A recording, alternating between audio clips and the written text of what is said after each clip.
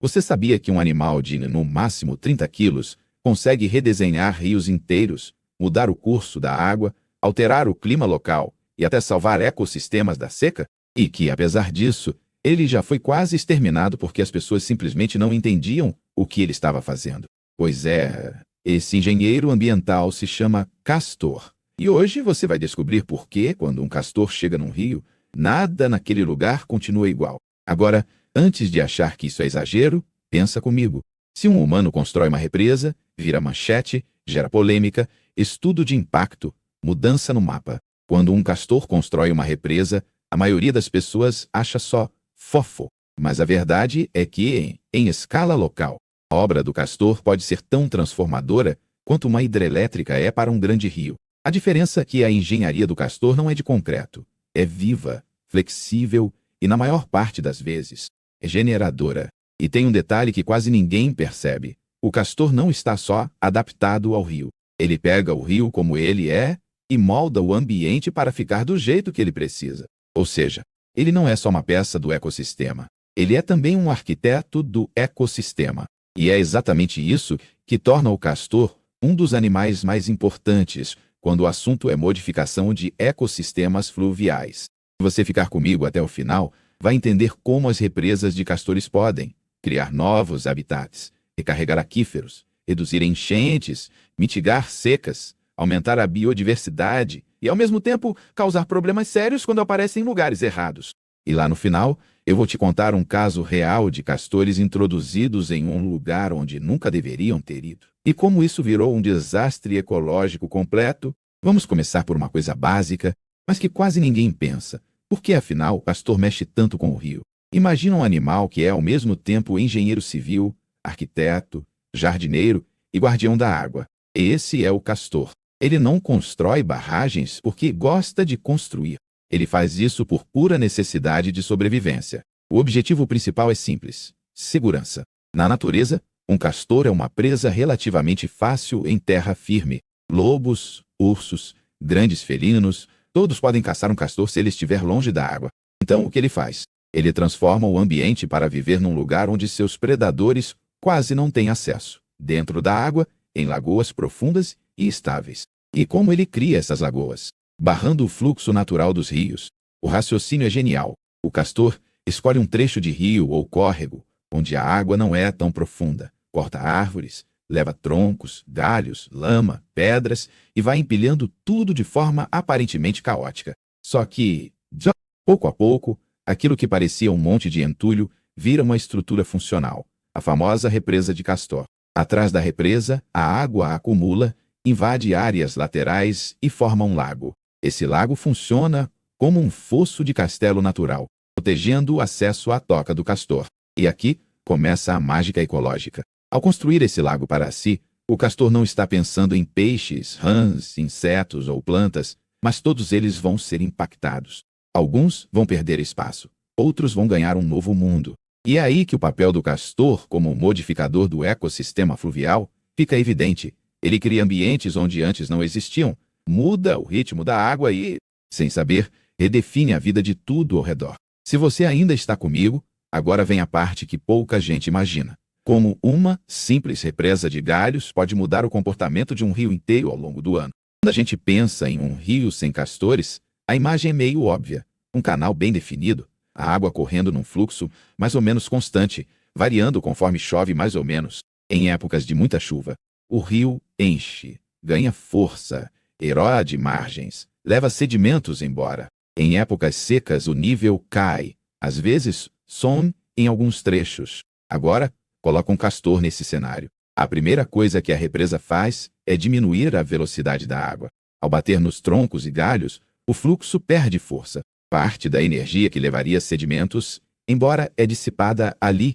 Isso faz com que areia, barro, matéria orgânica que estavam sendo carregados se depositem no fundo do lago que vai se formando atrás da barragem. Com o tempo, esse lago vai ficando mais raso nas bordas, criando uma margem ampla, úmida, perfeita para plantas aquáticas e semiaquáticas. Mas não é só isso. A água que antes corria rápido agora fica represada por mais tempo, infiltrando mais no solo ao redor. Em vez de simplesmente passar reto, ela penetra, recarrega o lençol freático e fica disponível por períodos mais longos. Em termos simples, o castor pega um pulso de água que viria de uma vez e espalha ele no tempo. Isso tem duas consequências gigantes para o ecossistema fluvial. Em épocas cheias, as represas funcionam como esponjas, amortecendo o pico de enchente lá embaixo. É como se o castor construísse mini-freios ao longo do rio. Segundo, em épocas de seca, aquela água extra que infiltrou no solo vai lentamente voltando para o riacho, mantendo um fluxo mínimo por mais tempo. Ou seja, a engenharia do castor transforma rios que seriam altamente variáveis em sistemas mais estáveis, com mais água disponível ao longo das estações, e isso não é só bom para ele. Plantas, peixes, insetos, aves, mamíferos, todos passam a depender dessa nova dinâmica. Inclusive, em muitos lugares, a presença de castores pode ser a diferença entre um riacho que seca todo o verão e um riacho que continua correndo. Agora, segura esse pensamento da esponja de água, porque ele vai voltar lá na frente, quando a gente falar de mudanças climáticas e secas cada vez mais intensas. Antes, a gente precisa entender o que acontece com a paisagem em volta desse lago recém-criado. Se você olhar para uma represa de castores em detalhe, vai perceber uma cena meio caótica: troncos caídos, árvores mortas em pé, água parada, ilhas de vegetação brotando, margens encharcadas. Para quem pensa em natureza intocada como algo estático e arrumado, esse cenário parece até destruição. Mas, ecologicamente, o que está acontecendo ali é uma explosão de oportunidades. A árvore que o castor derrubou vira alimento, matéria-prima para a barragem e depois abrigo para insetos e fungos. A área alagada mata certas plantas que não toleram tanta água, abrindo espaço para espécies que gostam desse novo ambiente. A borda entre água e terra, que antes era estreita, agora se torna um grande gradiente. Do lago profundo, passa para áreas rasas, brejos, campos úmidos e só então para o solo mais seco. Esse gradiente é o segredo da biodiversidade. Ambientes com transições bruscas, tipo terra seca e rio estreito, têm menos variedade de habitats. Já a Lagoa de Castor cria múltiplas zonas: água parada, água lenta, lama, margens pantanosas, pequenas ilhas, tocos de árvores mortas, arbustos novos nascem nos depósitos de sedimento. Cada uma dessas zonas é aproveitada por um grupo diferente de organismos. Peixes que preferem águas mais lentas se multiplicam. Anfíbios, como sapos e rãs, encontram áreas perfeitas para a reprodução. Insetos aquáticos ganham um ambiente estável para completar seus ciclos de vida. Aves aquáticas aparecem para se alimentar, se reproduzir e se esconder de predadores. Pequenos mamíferos e répteis ocupam margens úmidas, e onde tem mais insetos, tem mais comida para aves insetívoras, morcegos, peixes e por aí vai. Os próprios troncos mortos em pé, resultado de árvores que morreram afogadas, viram verdadeiros condomínios para pica-paus, corujas, morcegos, insetos. É como se o castor, ao encher de água aquele vale, contratasse pedreiros invisíveis para construir nichos em 3 dimensões: na água, no solo e acima do solo. Se você ainda está aqui, repara no contraste. O castor começa derrubando árvores e barrando um rio, algo que, à primeira vista, poderia ser visto como destruição. Mas o resultado final, a maior parte das vezes, é aumento da complexidade ecológica e da biodiversidade. E isso é tão forte que muitos cientistas consideram o castor uma espécie engenheira e, em alguns contextos, até uma espécie-chave daquelas que suportam uma parte desproporcional da vida ao redor.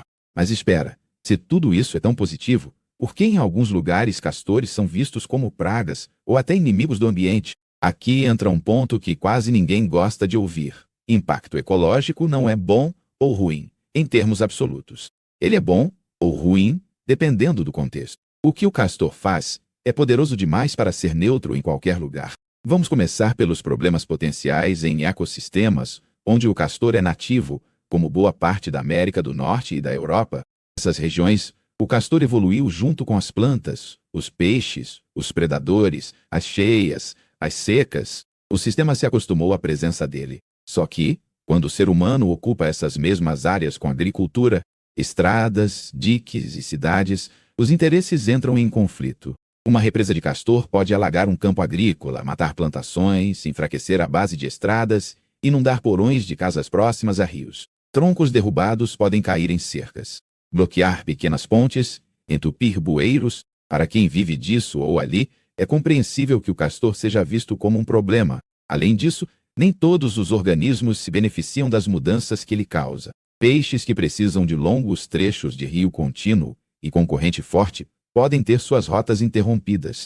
Espécies vegetais que dependem de margens secas podem desaparecer de áreas tomadas por lagoas sucessivas. Em alguns casos, pode haver até perda de certas espécies em troca de outras. Agora, se você acha que esse é o pior cenário, segura um pouco, porque a situação fica bem mais delicada quando o castor é introduzido artificialmente em lugares onde ele nunca existiu. E esse é o ponto em que a história do castor deixa de ser só encantadora e passa a ser um alerta. Mas antes de ir para esse caso extremo, vale a pena entender um aspecto escondido que conecta tudo o que falamos até aqui. O papel do castor na água subterrânea e no clima local. Pensa de novo na metáfora da esponja. Uma bacia hidrográfica sem castores funciona, muitas vezes, como um sistema nervoso à flor da pele. Qualquer chuva forte gera um pico rápido de água nos rios, que desce veloz, causa erosão, arrasta sedimentos e, depois de um tempo, vai embora, deixando o leito baixo e seco. Agora, imagina centenas de pequenas represas de castor distribuídas pelos afluentes. Cada represa segura parte daquele pulso de água. A água que antes escorreria pela superfície agora infiltra nas margens ampliadas. Esse processo recarrega o lençol freático, que é como uma bateria de água subterrânea. Ao longo dos meses seguintes, essa água vai sendo liberada devagar de volta para os riachos, mantendo um fluxo mínimo mesmo em períodos de seca prolongada. Na prática, isso significa que áreas com presença de castores tendem a ter menos enchentes violentas, mais água disponível no verão, maior umidade no solo em volta dos cursos d'água e, em alguns casos, até microclimas ligeiramente mais frescos. E aqui vem um detalhe fascinante. Estudos em regiões afetadas por secas severas e incêndios florestais mostraram que áreas com complexos de represas de castores resistiram melhor ao fogo. Por quê? Porque o solo e a vegetação ao redor das lagoas estavam mais úmidos. Os incêndios avançavam com menos intensidade, ou até paravam na borda dessas zonas úmidas criadas pelos castores. Em tempos de mudanças climáticas, castores têm sido vistos como aliados na adaptação de ecossistemas fluviais a extremos climáticos. Eles não salvam o planeta, claro, mas aumentam a resiliência local de rios e florestas. Vira quase um programa de infraestrutura natural. Em vez de construir uma barragem de concreto caríssima, alguns projetos de conservação investem em reintroduzir castores para que eles façam a engenharia de graça. Se você ainda está comigo, percebe o contraste?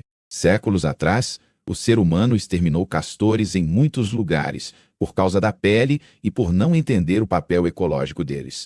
Hoje, em regiões que sofreram com secas intensas e degradação de rios, pesquisadores estão literalmente tentando trazer os castores de volta como parceiros de restauração ambiental. Mas nem tudo são flores, e agora chegamos na parte que mais gente erra quando simplifica demais essa história. Se o castor é tão bom para os rios, por que não colocar castores em todo lugar? Naliane. E é aqui que entra um dos exemplos mais dramáticos de introdução mal planejada de espécies. O caso dos castores na Patagônia. Imagina um lugar com rios frios, florestas nativas de crescimento lento, ecossistemas que evoluíram por milhares de anos, sem nenhum animal parecido com o castor. Esse lugar é a Terra do Fogo, na Patagônia, entre Chile e Argentina.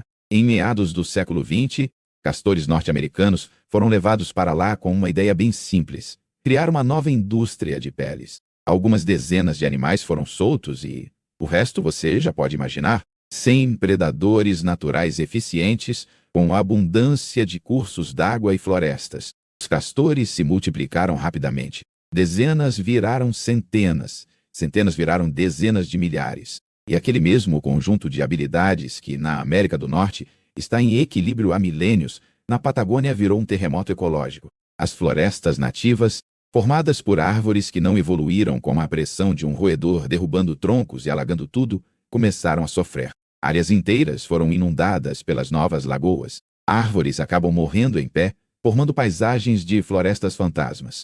A dinâmica natural dos rios mudou. Os sedimentos se acumularam de outra forma. Zonas úmidas novas surgiram em cima de habitats antigos. Algumas poucas espécies podem até ter encontrado oportunidades nesses ambientes artificiais, mas o saldo geral foi de perda. Perda de florestas nativas de habitats originais e de processos ecológicos que aquele sistema tinha antes. Ou seja, o castor, que em seu ambiente de origem é um engenheiro valioso, se tornou, ali, um agente de perturbação severa.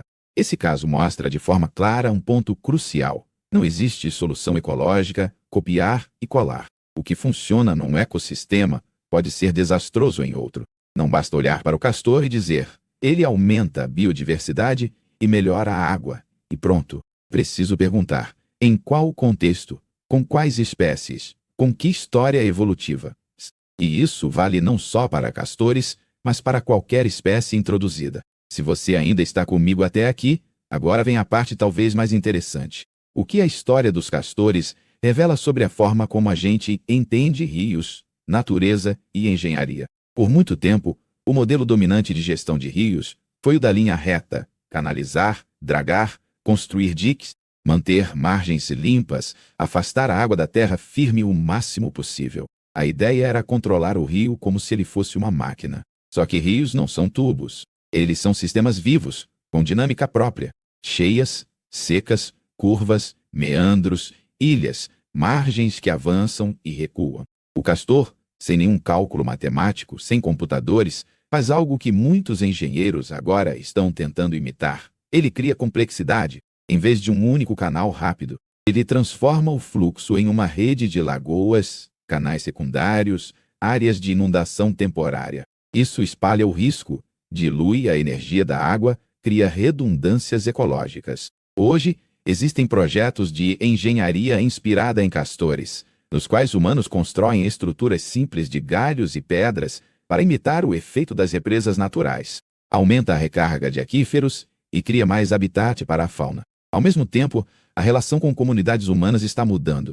Em vez de simplesmente remover represas e matar castores que causam problemas, algumas regiões estão usando soluções intermediárias, dispositivos que regulam o nível da água nas represas, permitindo que parte do benefício ecológico permaneça sem que propriedades vizinhas sejam alagadas. Em outras palavras, aprendendo a negociar com um engenheiro que não fala a nossa língua. E aqui vai uma comparação provocativa. Se uma única empresa construísse milhares de pequenas barragens ao longo de um vale inteiro, mudando o nível da água, alterando solos, afetando florestas e espécies, provavelmente seria obrigada a fazer uma infinidade de estudos de impacto ambiental.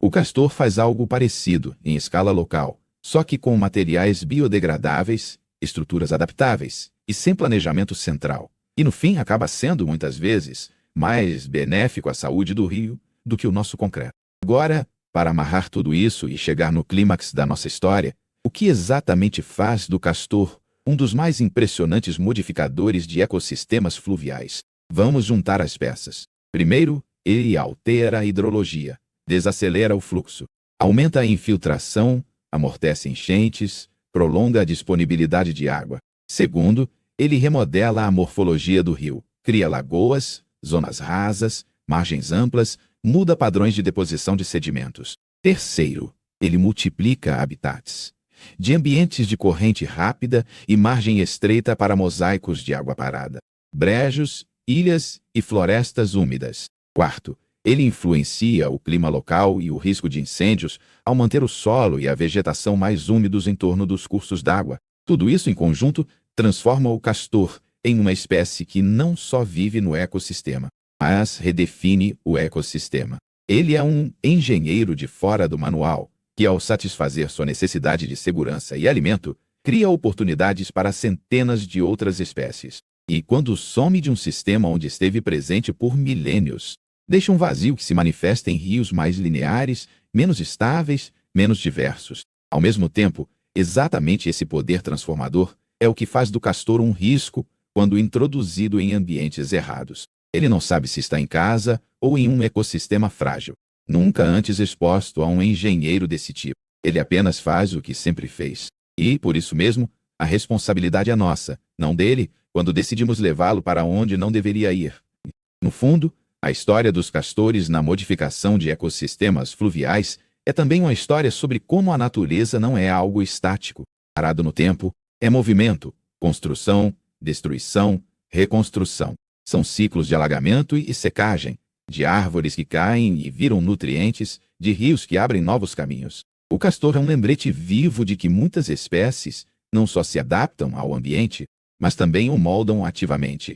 E agora eu quero ouvir você. Na sua opinião, deveríamos investir mais em reintroduzir castores como aliados na restauração de rios, mesmo sabendo que isso traz conflitos e desafios? Você vê mais o castor como um herói ecológico, um vilão invasor ou uma ferramenta que precisa ser usada com muita responsabilidade?